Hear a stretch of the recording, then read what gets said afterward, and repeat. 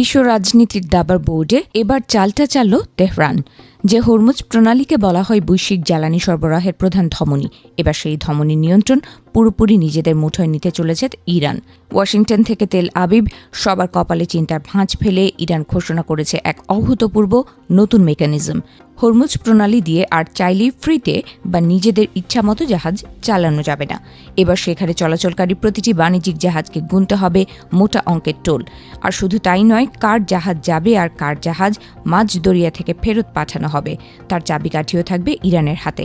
ইরানের সংসদ এই নিয়ে তৈরি করে ফেলেছে এক কঠোর খসড়া আইন। বিশ্বের মোট জ্বালানি তেলের 1/5 যে সরু জলপথ দিয়ে পরিবাহিত হয়, সেই হরমুজ প্রণালীতে রচিত হতে যাচ্ছে এবার নতুন ইতিহাস। 16 মে ইরানের জাতীয় নিরাপত্তা ও পররাষ্ট্রনীতি কমিটির চেয়ারম্যান ইব্রাহিম আজিজি তার এক্স অ্যাকাউন্টে এক পোস্টে বোমাটি ফাটিয়েছেন।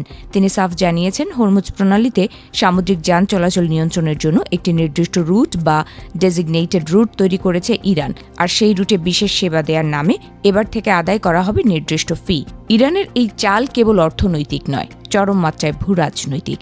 তেহরানের পক্ষ থেকে স্পষ্ট জানিয়ে দেওয়া হয়েছে, এই বিশেষ মেকানিজমের সুবিধা কেবল তারাই পাবে যারা ইরানের বন্ধু বা ইরানের সাথে সহযোগিতা বজায় রেখে চলে। ইরানের সার্বভৌমত্বকে বৃদ্ধাঙ্গুলি দেখিয়ে যারা এই জলপথে নিজেদের আধিপত্য দেখাতে চাইবে, তাদের জন্য এই রুটের দরজা চিরতরে বন্ধ। বিশেষ করে আমেরিকার তথাকথিত ফ্রিডম প্রজেক্টের সঙ্গে যুক্ত কোনো জাহাজকে এই পথে ঘেঁষতেও দেওয়া হবে না। উত্তেজনার পারদ আরও চড়িয়েছেন ইরানের deputy parliament speaker Ali Nikzad.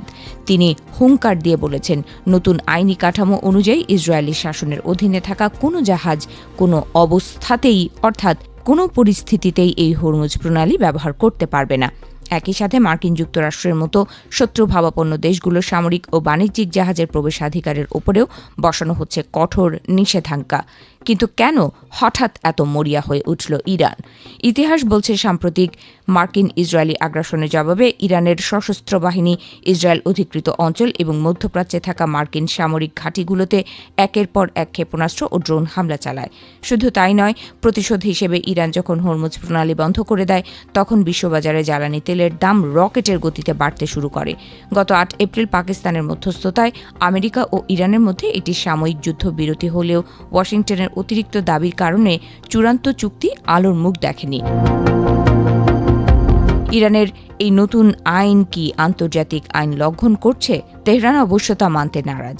Deputy speaker Nikzad দাবি করেছেন, এই নতুন আইনি ব্যবস্থা প্রতিবেশী দেশগুলোর অধিকার এবং আন্তর্জাতিক সমুদ্র আইনকে মাথায় রেখেই তৈরি করা হয়েছে। তবে সমালোচকেরা বলছেন, আন্তর্জাতিক বাণিজ্যের এই লাইফলাইনকে নিজেদের নিয়ন্ত্রণে নিয়ে ইরান আসলে ওয়াশিংটনকে এক চরম অর্থনৈতিক যুদ্ধের মুখোমুখি দাঁড় করিয়ে দিল। ইরানের এই নতুন মেকানিজম উন্মোচন হওয়া এখন সময়ের ব্যাপার মাত্র।